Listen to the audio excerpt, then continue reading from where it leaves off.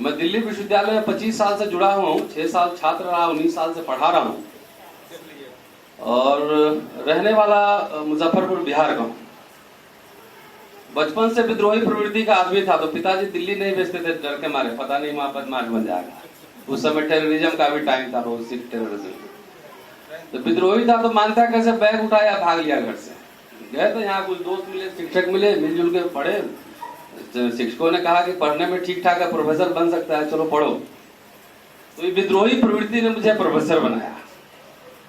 और प्रोफेसर बनने के पीछे भी एक कहानी है। विद्रोही था तो आईएएस बनता, तो गुलामी मेरे से होती नहीं 60 साल तक। रोज कुर्सी टूटता, कुछ टेबल टूटता, कभी सस्पेंड होता, टर्मिनेट होता।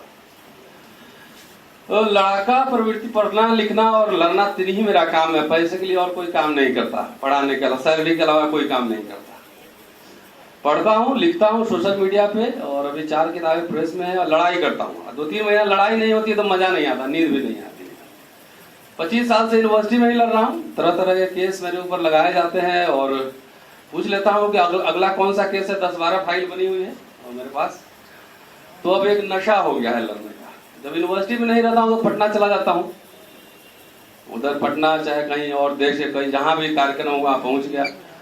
नहीं हुआ फिर चुनाव भी लड़ लिया बिहार में जाके, विधानसभा इंडिपेंडेंट। लगा कि दिल्ली में 25 साल से हूँ, जो पढ़ा लिखा समझा है समाज के बारे में, थर्मामीटर लेके चेक करते हैं कि समाज हमारी बात सुनता है कि नहीं सुनता है। तो बिना पैसे के, बिना शराब बांटे, बिना मुर्गा खिलाए हुए चुनाव लड़ा। 23 कैंडिडेट थे, तीसरे नंबर पे था। 4,500 लोगों ने वोट दिया महाप्रलय चुनाव में। तो यही सब काम है। बहरहाल रोहित बुमुला से ही शुरू करता हूं। और रोहित बुमुला की जो आत्महत्या थी वो बेसिकली घटना नहीं है, वो संकेत है। तो मैं बहुत अचंभित नहीं हुआ। इसलिए अचंभित नहीं हुआ कि संविधान बने लागू हुए 66-67 साल हो गए, 66 साल तकरीबन, लेकिन इस देश में संविधान कभी लागू ही नहीं हुआ।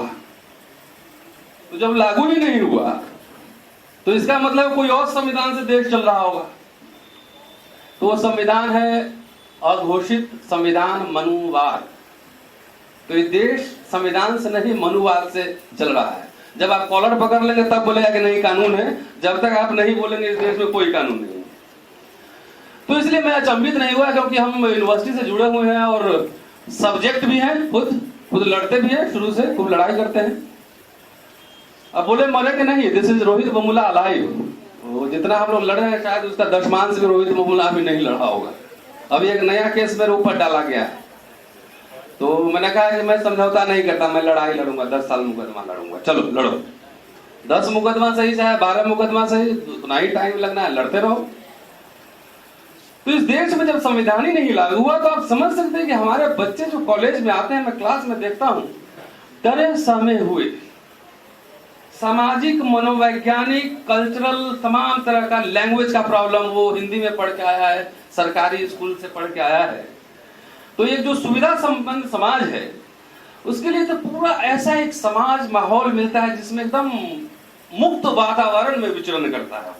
उसके फूफा भी उसके लिए ट्यूटोरियल नोट्स ला देते हैं, मामा किताब ला देते हैं, भैया हॉस्टल में रख लेते हैं, पैसे की कमी नहीं है, पढ़ाने वाला है, अंग्रेजी में पढ़ के आया है। दलित बैकवर्ड मुसलमान जो लोग आता है उसका कौन है, ना मामा है, ना फूफा है, ना अंकल है कोई। तो बेचारा तमाम विपरीत परिस्थिति में काम करता है। आपको लग रहा हो कि अचानक ये हमले बढ़े हैं दलितों पे और पिछड़ों, खास तौर से दलितों पे। पिछड़ों पे तो हमारे यादव साथी लाठी उठी उठा के थोड़ा लड़ भी लेते हैं। अभी उत्तर प्रदेश और बिहार में तो हमारी यादव भाइयों की सरकार है, तो उनपे ज्यादा डंडे नहीं पड़ते हैं, ज्यादा डबल डंडे पड़ते हैं दलितों पे, ट्राइबल्स पे और मुसलमानों पे। दलितों से देशभक्ति ये मेरिट और मुसलमानों से देशभक्ति का सर्टिफिकेट मांगा जाता है। समय आ गया आप भी मांग लीजिए सर्टिफिकेट किसी से। तो मैं अचंभित नहीं हुआ। ये जो हमले हो रहे हैं ना, ये अच्छा संकेत है, क्योंकि nobody kicks a dead horse. अब दलित जमात, पिछड़ा जमात, वंचित जमात विश्वविद्यालय में आ रहा है, स्टाइलिश रेबर गोगल्स लगा के आ रहा है, जींस पहन के आ रहा है, अंग्रेजी बोल रहा है, एक कॉन्फिडेंट एक जमात तैयार हो रहा है जो आपको सवाल खड़ा कर रहा है, आपसे सवाल पूछ रहा है। तो आपके पेट में मरोड़ हो रहा है। क्योंकि वर्ण व्यवस्था और जाति व्यवस्था के अंदर जब पूरी व्यवस्था की गई थी कि सत्ता और तमाम संसाधनों से इनको विमुक्त कर दिया जाए, और उसमें सबसे महत्वपूर्ण था कि इनको शिक्षा से वंचित किया जाए, क्योंकि शिक्षा ही वो हथियार है जिससे आप गुलामी की बेड़ी को तोड़ेंगे। 97 में केंद्रीय विश्वविद्यालय में आरक्षण लागू हुआ SC ST के लिए, और 2007 में OBC के लिए लागू हुआ। तो एक नया जमात, एक प्रोफेसर का जमात, हमारे जैसे आदमी, देखिए काला को लुटा हूं लेकिन ठीक ठाक लगता हूं, स्टाफ रूम में बैठता हूं, जब टांग पे टांग चढ़ा के अंग्रेजी बोलता हूं और जब उनसे सवाल पूछता हूं कि रोस्टर क्यों नहीं लागू हुआ, तो इनको लगता है अरे ये सवाल पूछ रहा है। IAS बनने से उनको दिक्कत नहीं था, क्योंकि जितने बाबूशाही लोग हैं, बाबूगिरी लोग, उन्होंने गुलामी स्वीकार कर ली है व्यवस्था की, वो सवाल नहीं कर सकते हैं। सवाल कौन करेगा? बौद्धिक जमात। जब बौद्धिक जमात ने सवाल करना शुरू किया, चाहे हिंदू कॉलेज में रतन लाल हो, चाहे वर्धा में सुनील कुमार सुमन हो, चाहे एम्स में डॉक्टर कुलदीप हो, तब इनके पेट में तब हमारा गुस्सा किससे निकलता है? सब सुसाइड ही करेगा क्या? नहीं करता सुसाइड, तुमसे लड़ेंगे, आंख में आंख मिला के लड़ेंगे। ये लड़ाई खाली आरक्षण की थोड़ी, जब आरक्षण नहीं था 50 साल पहले तो हमारे पुरखे जिए कैसे? ये लड़ाई है संसाधनों में हिस्सेदारी की, इससे भी ज्यादा लड़ाई है। ये लड़ाई है बराबरी की लड़ाई है, ये लड़ाई है आत्मसम्मान और स्वाभिमान की लड़ाई है, ये लड़ाई है आपके नजर में नजर मिला के बात करने की लड़ाई है। यहीं पे आपको पेट में दर्द होता है। मेरे जेब में कितना पैसा है नहीं, इससे क्या फर्क पड़ता है? बैंक बैलेंस है कि नहीं है? मैं तो वैसे भी मेरे वेबसाइट पे है 0, सबसे निर्धन कैंडिडेट था, मेरे पास कोई प्रॉपर्टी ही नहीं था, कमाता हूं और खर्चा वर्चा करके ट्रैवलिंग में पैसा चला जाता है आंदोलन में। तो उससे क्या फर्क पड़ता है कि मेरे पास 4 फ्लैट है कि नहीं है? फर्क तो इससे पड़ता है कि जब आपसे बात करते हैं ना बराबरी में, तो आपको दर्द होता है कि आजकल पता नहीं, ये सब भी बोलना शुरू कर दिया गया। यही है लड़ाई, यही है डेमोक्रेटाइजेशन। साथियों, वक्त कम है और सब लोग बोलने वाले हैं। सीधा सीधा ये लड़ाई जो है इस देश में मनुवाद बनाम अम्बेडकरवाद की लड़ाई है। सीधा थ्योरेटिकल आप क्लियर कर लीजिए भाई। आंटी जी, मनुवाद हमारे आप में भी है। जाके करवा चौथ इस साल से बंद है, जितना गणेश चतुर्थी और जितना ही सब है, लक्ष्मी माई और सरस्वती आंटी सबको निकालिए घर से बाहर, वही मनुवाद है। आप अपनी स्थिति तय करें कि आप हैं कहां पे। आपके अंदर जो जातिवाद और ऊंच नीच का भेदभाव है, वो भी एक मनुवाद है। कई बार देख के मैं हतप्रभ रहता हूं कि कौन अम्बेडकराइट? तो ये भाई चमार अम्बेडकराइट है, तो ये धोबी अम्बेडकराइट है, तो यादव अम्बेडकराइट है, तो ये खटीक अम्बेडकराइट है। बाबा साहब अगर रहते देखते कि मेरे नाम पे जात पे संगठन बना रहा है, मेरा नाम दो रहा, तो वो पता नहीं वो क्या करते, वो सुसाइड ही कर लेते हो। अगर वाकई आप अम्बेडकर के सही में उत्तराधिकारी है, तो जाइए पढ़िए ओरिजिनल लिटरेचर, पढ़िए, और सीधी लड़ाई अगले 10 वर्ष में होना है अम्बेडकरवाद बनाम मनुवाद की लड़ाई है। और विश्वविद्यालय जो है रणभूमि बनेगा, यहीं से ये पूरा संग्राम शुरू होगा, लड़ाई यहीं से शुरू होने वाली है। हम वैसे लोगों की बात नहीं कर रहे हैं विश्वविद्यालय में जो घुटनाटक मर चुके हैं, मिडिल क्लास, मकान खरीद लिया है, बीबी प्रोफेसर, अपने प्रोफेसर 80,000 का किस जा रहा है तो डर के मारे बोलता नहीं, प्रिंसिपल सस्पेंड कर देगा तो क्या करेंगे, किस कहां से जाएगा? मैं उससे लोग की बात नहीं कर रहा। मैं दिल्ली विश्वविद्यालय में SC ST OBC 2000 टीचर होगा, उसमें से 95% से ज्यादा जो है रीढ़ विहीन, घुटना टेक, पेट पालक संप्रदाय का प्रतिनिधि है वो सब। मेरे कॉलेज में मेरा पहला अपॉइंटमेंट हुआ था, जाके एक धक्का मारे तो 35-40 आ गया अंदर। क्या करता है? व्यवस्था की गुलामी कर रहा है। प्रिंसिपल मुंह पे मारा, 2 समोसा गप से ले लिया, इसे बोला रतन लाल को ही टर्मिनेट कर दो। वैसे लोगों की बात नहीं कर रहा। हमारे गुलामी का कारण जो है ना वो भी नहीं, ये लोग हमारे ठीक हो जाते, जो मिडिल क्लास, जो साहब लोग हैं, पे बैक टू दी सोसाइटी, थोड़ा पढ़ लिए रहते, तो ये धान के खेत में हंसुआ की तरह है, जब काटेंगे अपने इधर आइए। प्रोफेसर बन गए तो वाइस चांसलर बनाओ, वाइस चांसलर बन गए गवर्नर बनाओ, सब तुम ही को चाहिए, तो हंसुआ की तरह धान काट देंगे, सब मुझे ही मिलेगा। ये हमारा मिडिल क्लास जो इमर्ज किया है, ये हमारे बहुत बड़ा बाधक है। पेट पालने के अलावा कोई कारण नहीं। दूसरा जो सबसे बड़ा इंपॉर्टेंट कारण मुझे लग रहा है, जो हमारे नेता हैं, हमारी एक लड़ाई 1932 में हार चुके हैं, पूना पैक्ट जब हुआ था। वर्तमान जो आरक्षण की व्यवस्था है, ये घुटना टेक ही आदमी बनाएगा। हमारे नेता घुटना टेक टीए वाले नेता सब, उनको एमएलए एमपी लैंड का कमीशन लेने से फुर्सत नहीं मिलता है, समाज का क्या काम करेंगे। रोहित बोमुला की आत्महत्या हुई, एक नेता को छोड़कर, मायावती जी ने बोला लेकिन वो काफी नहीं था। इस मुद्दा पे इस देश में चक्का जाम हो जाना चाहिए था। कहां गए 131-30 हमारे एमपी? तो नहीं, साहब देख लेंगे तो गुस्सा करेंगे, बोलना नहीं रोहित बोमुला पर।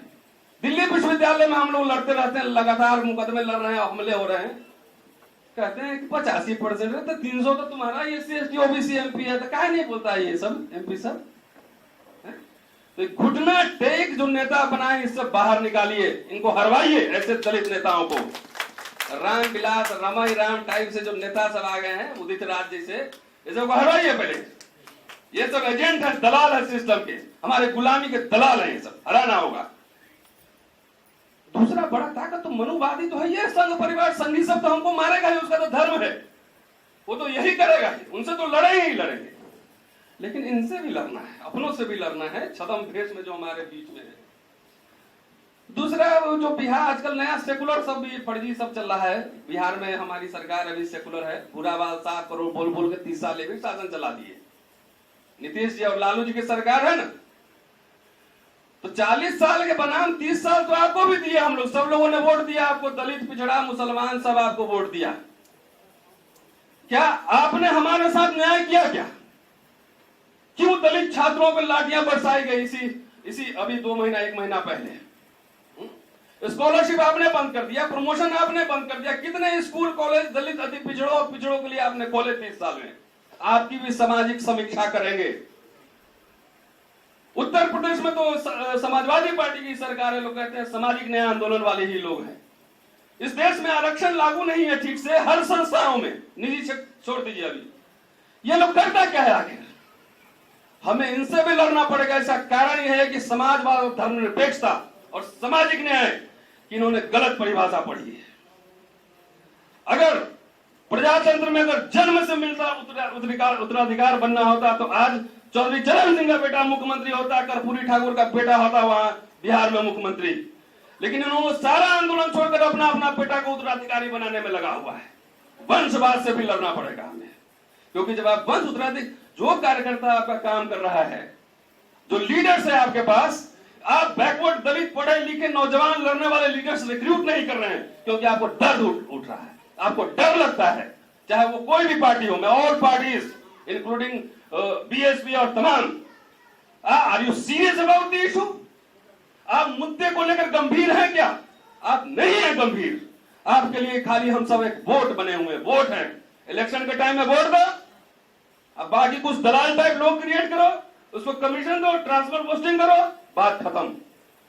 साथियों, मैं अपनी बात यही खत्म रख रहा हूं। अब सोचिए जाइए, नया एक आप कहते हैं 85% राधा के 9 मन तेल होंगे ना राधा नाचेंगी। अरे खाली दलित सब इकट्ठा करो, मुसलमान को इकट्ठा करो। जिस दिन 15% वोट हमारे हाथ में होगा देश में ना, उस दिन सरकार में ग्रहण लगा देंगे, ग्रहण कौमा लगा देंगे। बोले सरकार हम भी नहीं बनाएंगे, तुमको चलाने भी नहीं देंगे, लेकिन पहले सिस्टम ठीक करो, ये सब आरक्षण लागू करो।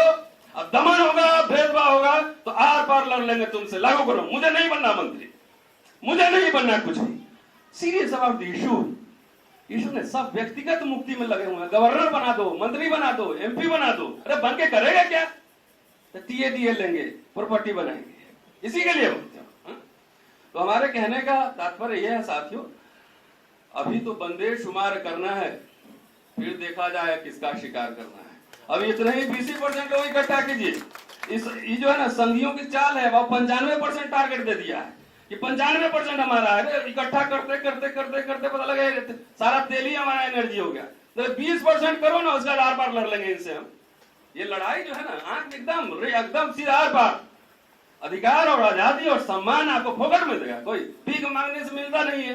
ये तो लड़ कर लेना पड़ेगा, छाती बदल कर लड़ना पड़ेगा, उनसे आर पार लड़ना पड़ेगा, तब जाके आपको मिलेगा। शुक्रिया, जय भीम।